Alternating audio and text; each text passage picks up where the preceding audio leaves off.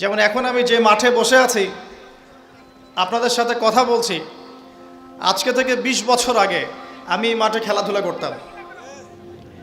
কথা বুঝতে পারছেন? বিশ্বাস করলেন না? আজকে থেকে ২০ বছর আগে আমি এই মাঠে খেলাধুলা করেছি। এমনকি একদিন আমার বাবা আমাকে বলেছিলেন, এবং আমি খেলাধুলা খুব পছন্দ করতাম, এবং আপনারা জানেন যে আমি খেলাধুলার সাথে ছিলাম, অনেক দূর পর্যন্ত খেলেছি আলহামদুলিল্লাহ। তো আমার বাবা আমাকে বলছিলেন যে খেলাধুলা করতে যেতে ইচ্ছা করছে। আমি বললাম যে হ্যাঁ। তো আমার মনে আছে ঠিক ওই যে ছেলেগুলো যেখানে দাঁড়িয়ে আছে ওই জায়গাটাতে আমি খেলছিলাম। আমার ব্যাচমেট যারা আছেন এখানে উপস্থিত হয়তো তারা জানবেন বিষয়টা। ক্রিকেট, অবশ্যই ক্রিকেট। আর ক্রিকেট খেললে আমি ব্যাটিং করতাম, বোলিং করতাম না। ব্যাটিং করেই পালাতাম, ফিল্ডিং করতাম না, এত খাটনির মধ্যে নাই।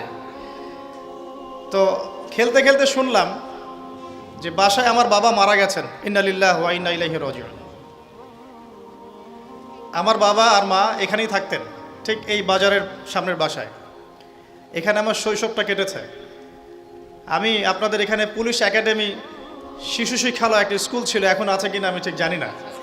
সেই স্কুলে আমি ক্লাস 1 ক্লাস 2 পর্যন্ত পড়েছিলাম, এবং সে সময় রাজশাহী ডিভিশনে একটা বিতর্ক প্রতিযোগিতা হয়েছিল আমার মনে আছে যতটুকু।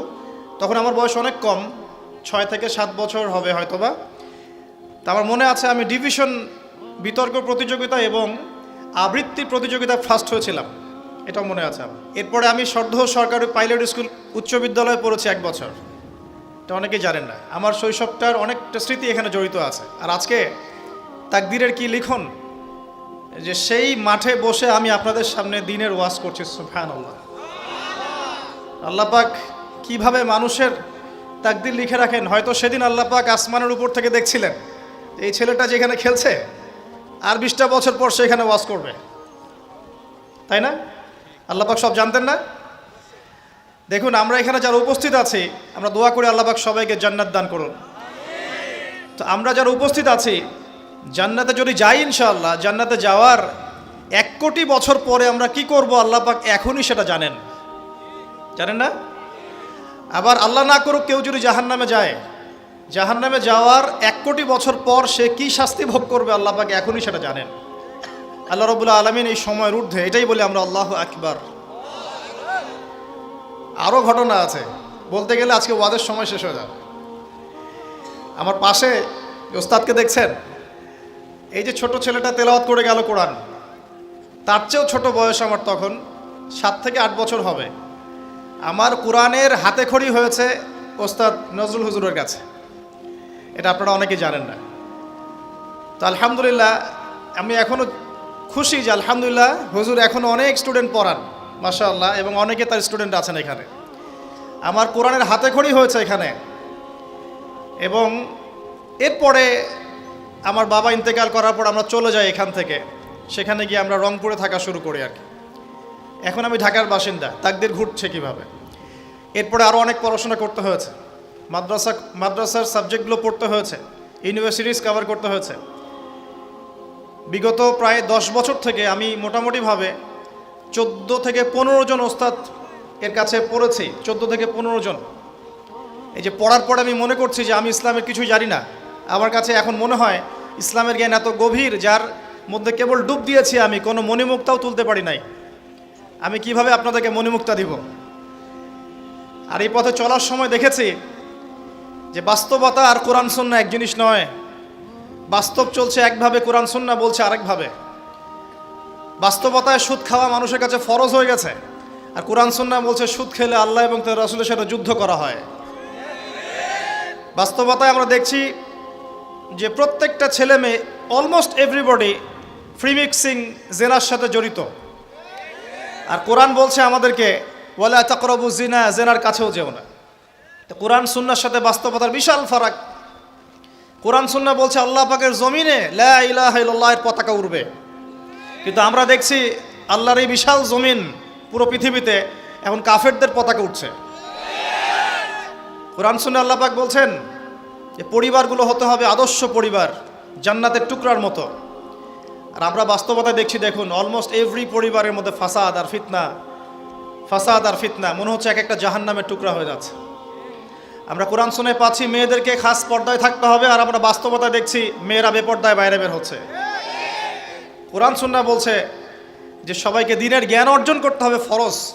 তো বাস্তবতা দেখছি আমরা মানুষ কোরআনটাও বিশুদ্ধ করে তেলাওয়াত করতে পারছে না বেশিরভাগ মানুষ।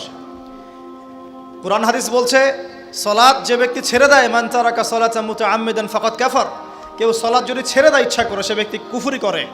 আর বাস্তবতা দেখছি 90% মুসলিমের দেশে বেশিরভাগ মুসলিম নামাজ পড়ে না। কোরআন সুন্নাহ বলছে যে আপনাকে যাকাত দিতে হবে, নিসাব পরিমাণ সম্পদ হলে যাকাত দিতে হবে, কিন্তু আমরা বাস্তবতায় দেখছি আমরা দান সৎকা করতে রাজি, যাকাত দিতে রাজি নই। অনেক ফারাক। আমি চিন্তা শিখলাম যে দুনিয়া আর কোরআন সুন্নাহ একভাবে চলছে না।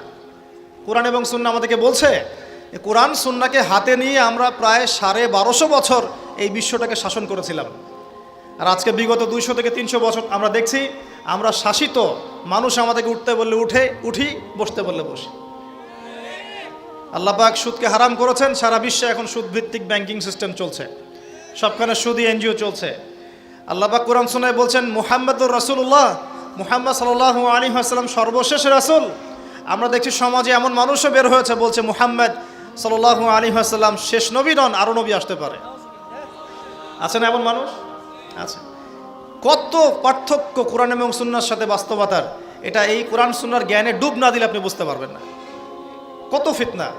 আল্লাহ পাক বলেন ওয়া'তাসিমু বিহাবলিল্লাহি জামিআ, তোমরা একত্রিত থাকো, আল্লাহর রজ্জুটাকে শক্ত করে ধরো, ঐক্যবদ্ধ থাকো। বাস্তবে দেখছি ঐক্যের বালাই নাই আমাদের মধ্যে, ঐক্যের কোনো বালাই নাই। আমরা নিজেদের মধ্যেই, নিজেদের ঘরানার মধ্যেই শত শত দলে বিভক্ত হয়ে গেছে, আমরা শক্তি হারিয়ে গেছে। তরুণ প্রজন্ম, আমরা বিকেলে ক্যাডেট কলেজে গিয়েছিলাম, আলহামদুলিল্লাহ। ও একটা প্রসঙ্গ মিস করেছি, একটু বলে নেই, পরে ভুলে যাব। আপনাদের প্রতি আমার একটা রিকোয়েস্ট আছে, আমি আপনাদের সন্তান, এখানে আমি শৈশব কাটিয়েছি, আপনাদের প্রতি আমার হক আছে, ঠিক যেমন আমার প্রতি আপনাদের হক আছে। একটা কথা মাঝখানে ভুলে গেছে, আমার মাও এখানে পড়াশোনা করেছে। এই যে কলেজের মাঠে আমি লেকচার দিচ্ছি, এই কলেজ থেকে আমার মা ডিগ্রি পাশ করেছে, বুঝতে পারছেন? অনেক স্মৃতি আছে। তো যাই হোক, আমি আপনাদের কাছে প্রত্যাশা করব যে আমরা চাই সারদাতে একটা উন্নত মানের যুগোপযোগী একটা মাদ্রাসা করতে। আপনারা কি সহযোগিতা করবেন? যদি আপনারা শ্রম দিয়ে, অর্থ দিয়ে, জায়গা দিয়ে, পরামর্শ দিয়ে সহযোগিতা করেন, আমার খুব ইচ্ছা আমি আমার ওস্তাদকে একটা মাদ্রাসা করে দেবো ইনশাআল্লাহ। আমার পক্ষে তো চালানো সম্ভব না, কারণ আমি ব্যস্ত থাকি। আমার জীবনটা মুসাফিরের মতো, আজকে এখানে কালকে ওখানে। এই যে এখন এখানে বসে আছি, রাত 10টায় সময় দেওয়া আছে চাঁপাইনবাবগঞ্জ। এগুলো তো মানুষ বোঝে না। আর আপনাদেরকে কষ্ট দিয়ে তাদের মন রক্ষা করতে পারছি না, তাদেরকে কষ্ট দিয়ে আপনাদের মন রক্ষা করতে পারছি না। মানুষ বোঝে না যে আমরা কত কষ্টের উপরে থাকি। এই পথটা এত সহজ নয়। আমি নভেম্বর মাসে বাসা থেকে বের হয়েছি, এর মধ্যে কয়েকবার হয়তো বাসা যাওয়ার সুযোগ হয়েছে, এখন পর্যন্ত রাস্তাতেই সময় কাটছে। আজকে এখানে তো কালকে ওখানে, আবার আজকে রাত্রে চলে যেতে হবে ঢাকা, কালকে গাজীপুর প্রোগ্রাম।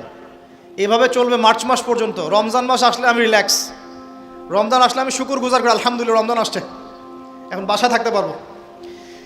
তো আমি এখানে থাকতে পারবো না, এই প্রতিষ্ঠান হয়তো আমি চালাতে পারবো না, কিন্তু আমি সিলেবাস, পরামর্শ, ফাইন্যান্স যা যা করার সব কিছু করে আমার ইচ্ছা আপনাদের এখানে একটা সবচেয়ে উন্নত মানের আধুনিক যুগোপযোগী একটা মাদ্রাসা প্রতিষ্ঠা করার। আপনারা কি সহযোগিতা করবেন?